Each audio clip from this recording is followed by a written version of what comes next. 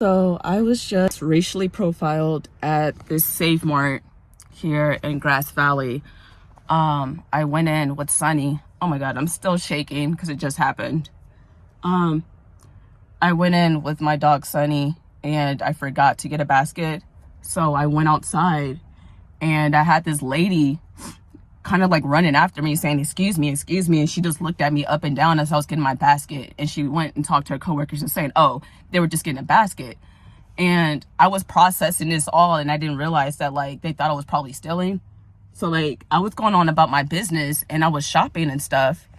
And it was all registering that they thought that I was stealing. So I had stuff in my basket and I went to approach that lady and I was like, was there a problem earlier? Like, is there a reason why you were saying excuse me and stopped me? And she was like, and then she looked at me and she turned to her coworker and she kept talking. And she didn't even acknowledge me. I was like, is there a problem? Like, you literally just said excuse me and then like didn't say anything else. Was there a problem earlier? And she was like saying, oh no, it wasn't with you, it was with the man that came in after you. And like, it was clearly with me. She looked at me. When I acknowledged her, she didn't even want to talk to me. And now it's like she wanted to make it seem like it wasn't an issue with me. So like, I just left my basket there and I was like, oh, okay, I'm just going to leave this here and I'm going to walk out. And so I plan on filing a claim, or not a claim. I plan on making a complaint with this Save Mart here in Grass Valley. This is just comes with the territory of being Black and people assuming the worst out of you, and especially living in a small town. And I really try to keep my head held high living in a place like this, but it gets so hard and tough. And I'm really trying my best to stay strong. And I never thought I'll be the person that will pull out my camera and cry, but now I'm self-documenting and I don't want to forget this experience. And yeah, this is not the first time I've been racially profiled. Obviously, it just comes with the territory of being Black. And especially when you live in a town full of white folks who expect the worst out of you. So this was my experience here at the Grass Valley Save Mart. We already don't have many grocery stores to shop at to begin with. And I just definitely don't want to come back here ever again. That was such an uncomfortable experience. And yeah. I'm just going to do my best to keep my head held high and not let this take away from my day that's just beginning. It's just 9 a.m. and I was trying to get a few things before I went home. And I'm just not going to do it. I'm just going to wait until Harvey gets off and we'll do it later. But yeah, folks, that's where I'm at with that. So I finally just left that store and drove away to a more safer area where I just feel better at. I cried the whole way here. Cause like this, the more I think about it, the more that I realize that that lady was trying to gaslight me to make me believe that the experience that I knew I was experiencing wasn't happening, and try to make it seem like it was the guy behind me, when like she looked at me dead in my eye up and down as I was grabbing my cart.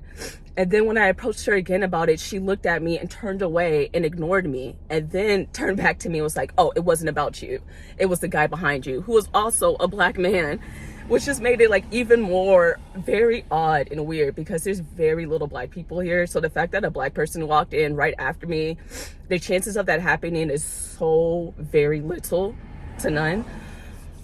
But that is just like the hardships of like just being Black walking this earth, because no matter where I go, I'm going to experience prejudices. I'm going to experience racism on some type of level, no matter where I go, especially as a fucking Black American too.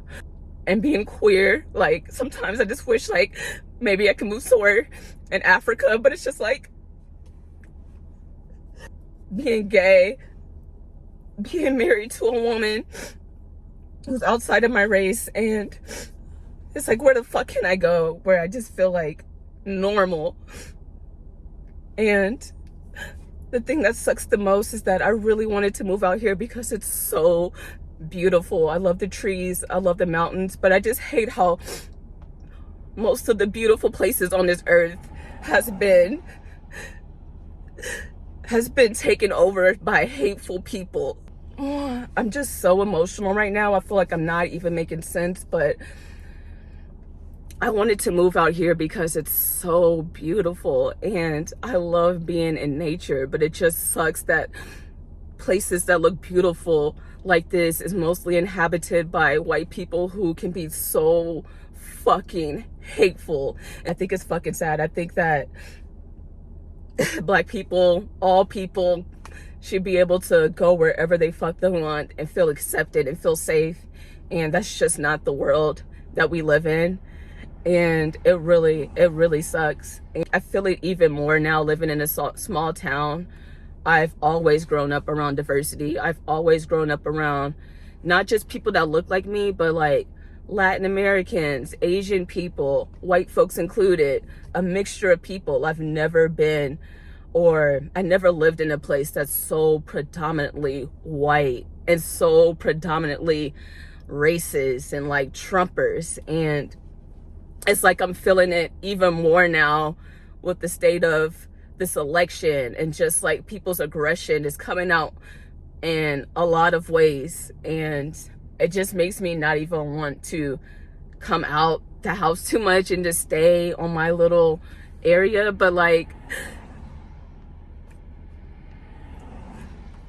I would be doing my ancestors a disservice to shrink myself and not live my life, because they have to shrink themselves for most of their lives. So why the fuck would I walk on this earth with all the privilege and freedom that I have and shrink myself? That's why I walk with my head high, and I wear my afro out, because like I'm so proud of who I am and my bloodline and where I come from. And I swear these people will try to beat it out of you, but it's only gonna make me stronger. It only makes me more proud of who I am and where I come from. It sucks. It sucks dealing and having to share space with people with disgusting energy. I hate sharing spaces with people with just nasty fucking energy, and then who spew it on other people as well. The old me, the old Destiny, would have done the gaslighting to myself. I would have gaslit myself and told me that, oh, it wasn't even that deep. I would have kept doing my shopping and told myself it wasn't even that deep. It wasn't even about me. She wasn't even thinking that. But with my intuition being so spot on, there's nothing that can, like, I know myself, I know my environment. I just second guess myself a whole lot less with my intuition being so much stronger now. So like, the old me would have second guessed myself and would have gaslit myself, but the person here today, there's no gaslighting myself. I know things and I feel things, and they are what they are. And that person can try to make it seem like it's not that, but my feelings are valid. And I invalidated my feelings for most of my life. And now that I'm in my 30s, like, I'm just over that shit. I'm not invalidating my experiences, my feelings, none of that shit anymore, because it only does damage to myself. And yeah, folks, I just was not expecting to go into the grocery store and experience that. I already had my day mapped out, and now I just feel so discombobulated. Just my energy just feels so spread out. I feel so out of my body right now. I don't feel like I'm in my body. So I think the best thing for me to do is go home, do some deep breathing, and probably just take a nap and sleep it off and let my body heal through that experience that it just had to go through. I hate to bring a somber mood to my vlog, but this is my real life, and this is me. This is my experience.